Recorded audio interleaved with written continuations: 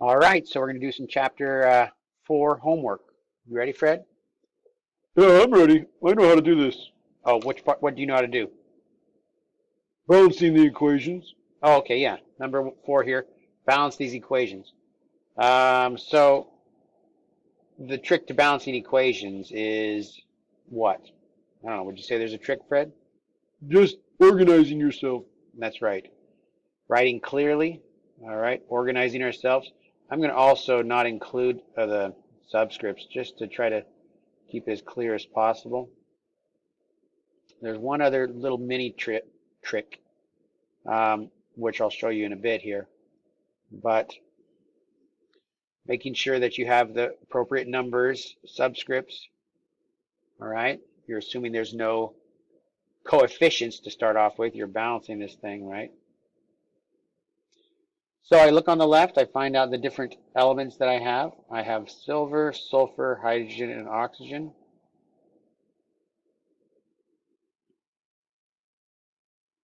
Okay, and then I can count them on the left. How many do I have here? One, One here. How many hydrogens? two, Okay, sulfurs, one, oxygen. two, Okay, on the right here. two, two, one, and one. Okay, so I can just start with the silver. And this is the one little tiny tip that I have is if you have a time where there's something by itself like silver or oxygen, it's actually good to save those to the last. And so maybe we start with something like the hydrogen or the sulfur, um, because if you have this at the end, then it's easy to kind of do usually, because if all I have to do is change that number and get that to work out right. But sulfurs are right, hydrogens are right, and oxygens aren't right. Hmm, I could start with the oxygens. It's not really that big of a deal. I want to get more over here, right? So what do I have to do? Change that to a two. All right, so I'll throw in a 2, and then I crossed out the oxygen, and it also changes the hydrogen. Cross those out, and so then I see I have how many hydrogen, Four, and then how many oxygens. two, Okay, and now I can look over here. My oxygens are balanced, my hydrogens aren't, so I have to balance my hydrogens. I'm going to do what here? put a two there. 2 there. Then I cross out my hydrogens and my sulfur. So that's giving me 4 hydrogens and 2 sulfur. And now I'm going to need more sulfur over here, so I'm going to put a 2 there. Cross out the silver and the sulfur because those need to change now. So I have how many? Four, 4 silver, is that right? and two sulfurs. 2 sulfurs. All right, so this is really going to, and this is easy to balance, like we said at the end here, right? Because now I just see that I need to have 4 silvers like that. Okay, and that changes to 4. It only changes one thing. Okay, so the coefficients are 4, 2, 1, 2, 2. All right, did you follow that? Yeah, I got it. Okay, let's do our next one here. P4, O2, P4, O10.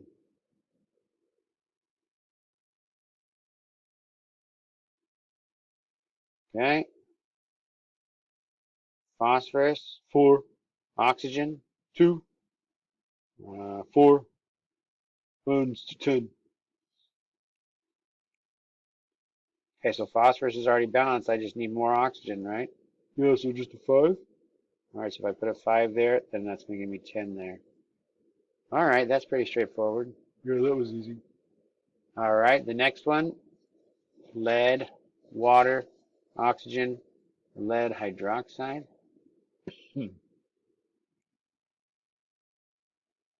Which one would we want to save for balancing last here? Whoops, oxygen's involved too. Maybe the lead, like you were saying. Yeah, you could save the lead. Oxygen though is also by itself, but it's a little trickier because there's 2 of them. Oxygen, lead, hydrogen. Oops. Oxygen, lead, hydrogen. All right, so how many do we have on the left here? Two, How many oxygens? two. What about here? Oh, three, yeah. Okay, so you got to make sure you look everywhere for them. Over here, it's just 2 though, right? Yeah, 2. Okay, 2. That 2 refers to 2 of those things that are in the parentheses, 2 hydroxide groups. All right, lead on this side, 1. and same over here, right? Yeah. 2 hydrogens. 2 hydrogens. 2 hydrogens. Okay, so we need more lead. Oh no, sorry, this is oxygen. We need more oxygen over here on the right. So we could try it too. It probably won't work out. But we could try it, and so that changes everything for us. Whoops, changes everything for us. Oxygen becomes now twice as many, 4. Lead is going to become 2, and hydrogen is going to become 4. Did I do that right? Yeah, it's just twice as many as you had. Right. Okay. So now what do we got to change over here on the left? Well, if you do the hydrogens, then the lead and the oxygen are by themselves. That's true. That's a good point. What do I have to do to get these hydrogens to match this on the right? A 2 in front of the water. Okay, so a coefficient of 2 here. We'll make this 4. It also changes the oxygen to 2 here, but 4, 5 there, right? Yeah. So I had 1, 2, 3. Oh, it's just 4 though, isn't it? 4? 1, 2, 3, 4. Oh, yeah, 4.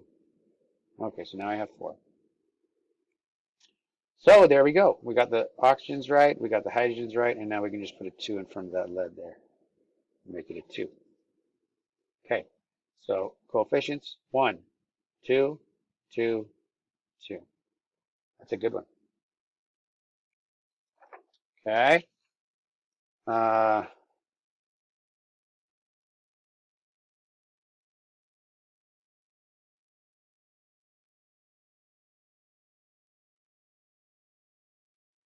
Okay, so we got iron, hydrogen, and oxygen Yep. on this side as well. 1, 2, and 1. Well, that was fast. Yeah, that's right. And then 3. How many hydrogens do we have here? 2. Okay, and then oxygens. 4. Iron's by itself, so that'd be nice to leave to the end. Hydrogen's also by itself, so if we could just focus on the oxygens first, maybe that would help.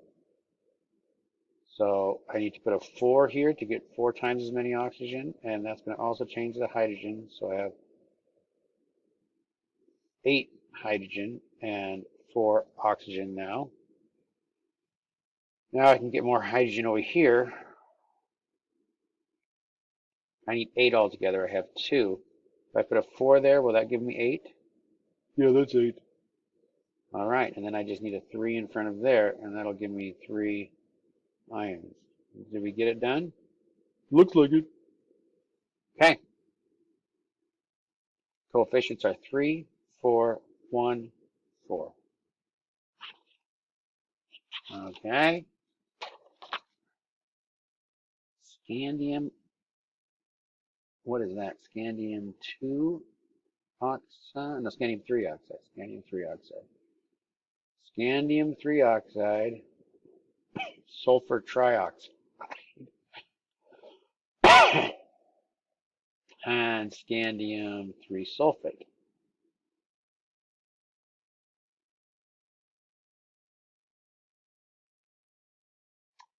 All right. Scandium, oxygen, and sulfur.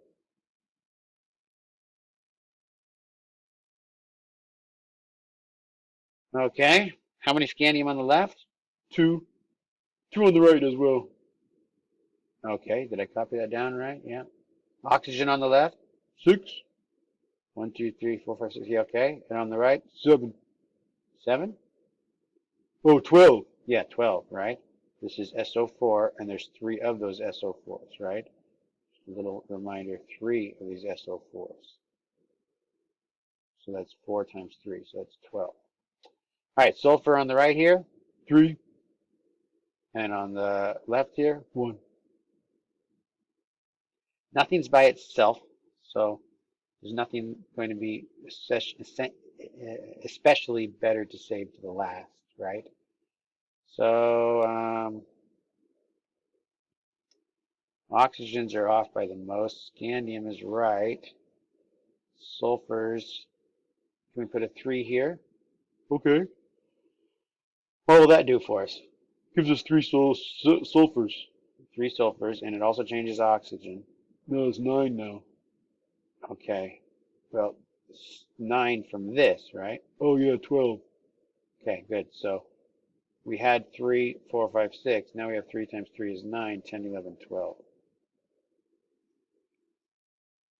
Ooh, looky there. Am I done already? Looks like it. Okay, good deal. Okay, calcium phosphate.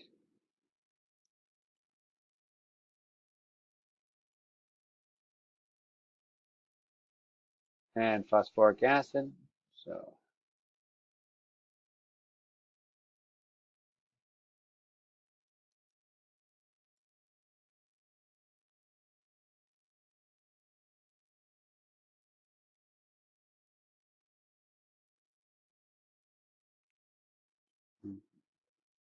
okay, calcium dihydrogen phosphate. All right, so we got some calcium. We got some phosphorus. We got some high oxygen. And we got some calcium, phosphorus, oxygen, and hydrogen. I'm looking at something here. I'm seeing that the phosphorus only exists with 4 other oxygens, like this. See that? Here's the phosphate, and here's the dihydrogen phosphate. So I can use that as a cluster there and say PO4. So that way I don't have to worry about the oxygens separate from the phosphoruses. So then I have fewer things to kind of keep track of. So calcium, phosphate, and hydrogen. On the left, how many calciums do I have? 3. How many phosphates? 2. And hydrogen? Oh no, 3, right? Oh, 3. Yeah, okay, sorry. And how many hydrogens? 3. Calcium on the right? Just 1.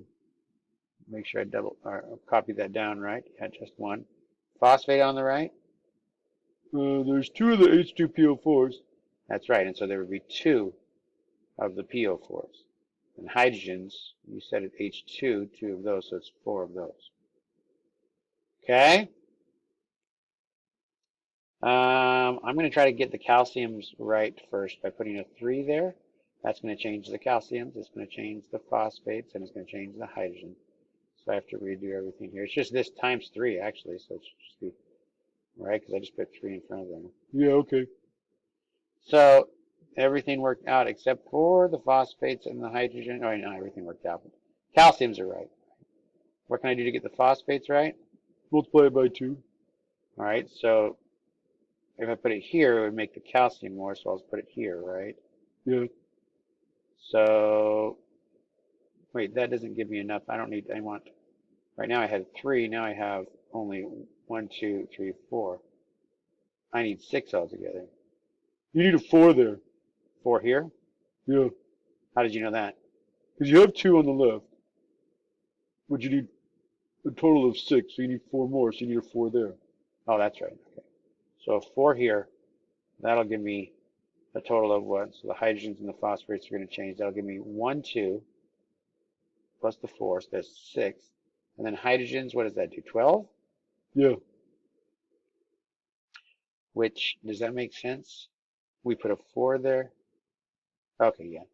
That makes sense because there's 2 here. Now there's 4 there. Okay. Oh, and look, we're done. So 1, 4, and 3. There we go. Good job. Aluminum plus H2SO4, sulfuric acid. Aluminum sulfate. And hydrogen gas. Okay. We got aluminum we got some hydrogens, and we got sulfur and oxygen. Can we cluster those? The sulfates there, Yeah. I think you're right. I think we can cluster them because anywhere you see a sulfur, it's with 4 oxygens. And we have hydrogen at the end, we have aluminum at the end. We can save those, and that might simplify some stuff for us. So let's focus on the sulfate to start off with. How many of each? 1 on the left, 2 on the right. Of the aluminum? Yeah. Hydrogen? 2 on the left, 2 on the right. Then sulfate? 1 and 3. 1 on the left and 3 on the right. Okay, if I want more sulfates, it looks like I'm going to have to get a 3 here. It's going to change these two things, right? So 6 now and 3. And then I can adjust the hydrogen really easily by putting a 3 there. That's going to give me 6 of those. And then I can adjust the aluminum just by putting a 2 there. 2 of those. Okay. Not too bad.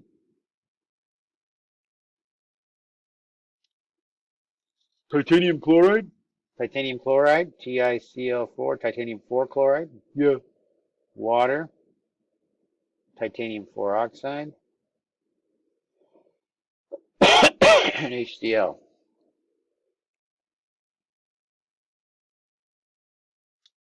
So what?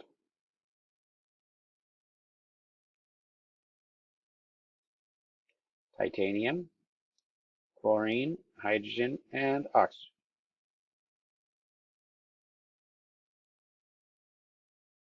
What is it? 1, 4, 2, 0. 1.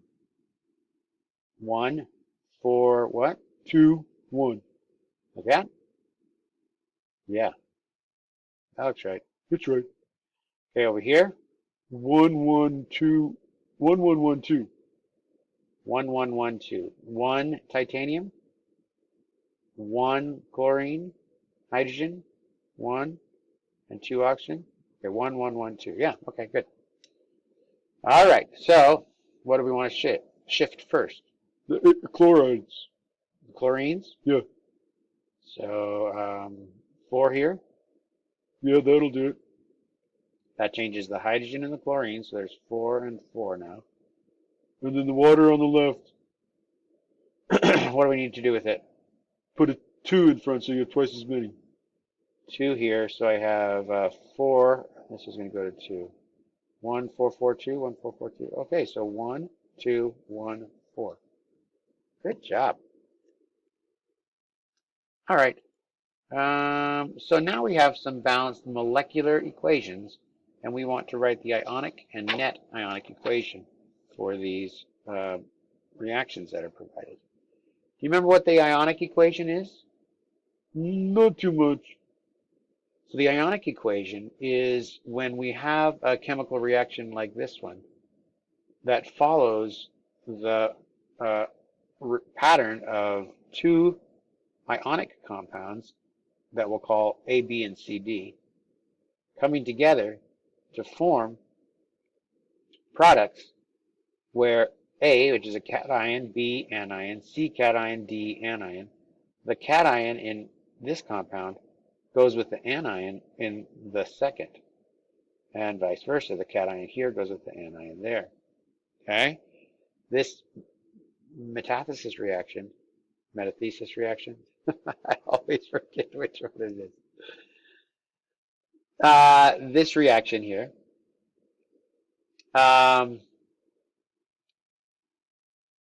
this pattern is what we see when there is 2 ionic compounds coming together. These are generally going to be aqueous, right? And often one of these is going to be a solid or going to be water. If it's an acid and a base coming together, then one of these will be water, the other will be the resulting salt. Okay? But when this type of equation is written, where we have an ionic compound, or 2 ionic compounds combining together, and they're aqueous, we have to realize that because these are aqueous, that means that they are in solution, and that there isn't any AB. It's all dissociated into its ions, right? So looking at that first compound, Potassium C2O4. Is C2O4? I don't think that's on your polyatomic ion chart, is it? I think it is. You think C2O4 is on here? I thought I saw that one. I don't think it is. Yeah, I don't see it. That's the carboxylate ion. So potassium K2, C2O4. Can you recognize the ions that are there by looking at that? Not on your polyatomic ion chart, but I think you should be able to recognize the ions. Well, I recognize the potassium. Yeah, that's right. And because we see the potassium, let me write down the compound here real quick. Because we see the potassium, it gives us insight into what this ion must be doing. First of all, we have to be able to recognize this is an ionic compound. Potassium is a metal, so that should key us off that this is an ionic compound. Now that we see that there's two potassiums, and we can use the periodic table to know what the charge is on the potassiums, then we know that the C2O4 must have what kind of a charge? Oh, a 2 minus? That's right. It must have a 2 minus charge, right? Because there's two potassiums with a +1 charge. Okay, so to write the ionic equation for this sort of a reaction, what we do is we take the ions that there are, two potassium ions, and one carboxylate ion. Okay, so instead of writing down the K2C2O4, we write it down as its ions. We have to make sure we use coefficients to write the correct number of ions. All right, barium hydroxide aqueous here. Okay, that aqueous sign again tells us that the two ions are divided from each other, dissociated from each other.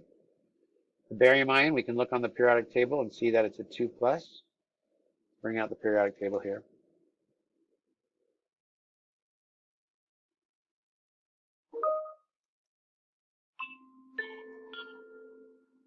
There we go. Barium right here, right? 2+ ion. So hydroxide ion, we can look on our polyatomic ion chart and see that is a OH minus, just a -1 charge. Okay, so we also have to make sure we have the right number of them. How many barium ions did we have? Just one. How about the How about the hydroxide ion? Well, there's two of those. Okay, 2. So that goes there. We don't put the 2 in the subscript, right? We want to make sure we see that there's 2 of these ions like that. The last compound, barium oxalate, carboxylate, potassium oxalate, carboxylate. Now I'm thinking it's the oxalate ion. So BaC2O4 is insoluble, as identified by the S sign, the little S that goes there, right? And so what we've written here is the things that can ionize in their ions. Oh, whoops, I skipped potassium hydroxide. And this needs to be an arrow. We'll put potassium hydroxide over here at the end, which is fine. We've written everything that can ionize into its ions, and the thing that cannot ionize stays as a solid. And this is called the ionic equation. EQ. All right, the net ionic equation is just to write down everything that is not, everything that's undergoing actual chemistry. And when we say undergoing actual chemistry, what we mean is you can see how the potassium ions, oh, we forgot 2 potassium ions. It needs to be 2 potassiums and 2 hydroxides. See that 2 there? Oh, yeah. We need both of those to be 2. But we can see that the potassium ions haven't changed in this reaction. They haven't done anything. Same with the hydroxide ions. So leaving those out would result in the net ionic equation. which shows us that barium is coming together with the carboxylate ion and forming barium C2O4, barium carboxylate. Okay, yeah. So barium oxalate, this is the oxalate. Carboxylate is the general name, carboxylic acid, carboxylate. But oxalate is the name of this ion here. Okay, let's see. Next, so we have our ionic equation and our net ionic equation from that initial equation that was provided. So now we're going to look at our second one here, and we're just going to write down the ionic equation, and then the net ionic equation. Okay, the ionic equation is those compounds that are aqueous are going to be ionized, and the one that's solid stays together. Can you do this for us, Fred? Walk us through this. All right, so lead and nitrate. That's right, the lead ion and the nitrate ion. What is this? Is this +2 ion, the nitrate, or +3, or what? The lead ion? Yeah, the lead ion. I think it's a +2. How do we know it's a +2? It doesn't say what it is. Well, the nitrate gives it away, right? Oh, what do you mean? Well, if we look on our polyatomic ion chart and we see that the nitrate is a -1, right? So that tells us that there's two -1s, that the lead must be a +2. Oh, okay, yeah. So the 2 plus, and is that right? I think so. I think we need a 2 there, don't we? Oh, yeah, there's 2 nitrates. Okay, yeah. All right, and then H2SO4. H2SO4. What's that compound? Oh, that's an acid. It starts with a hydrogen. Very good. It's an acid. It starts with a hydrogen. So, in ionic equations, if the acid is a strong acid, we write it as dissociated because strong acids completely dissociate. But if the acid's not a strong acid, then we don't dissociate. Is H2SO4 a strong acid? Yes, it is. It's on that list. All right, that's on our polyatomic ion chart. So we dissociate it. And it looks like there's 2 hydrogens and a sulfite, right?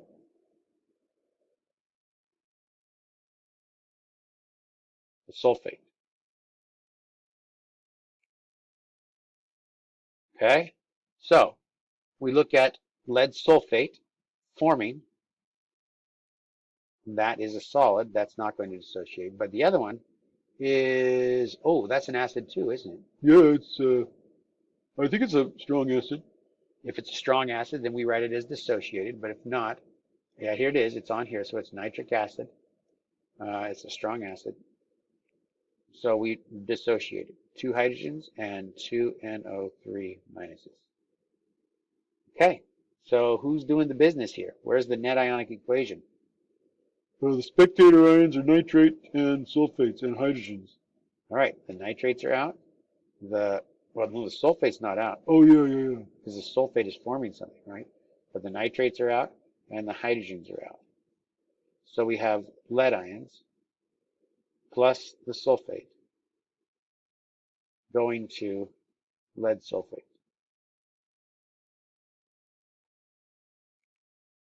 Okay, good.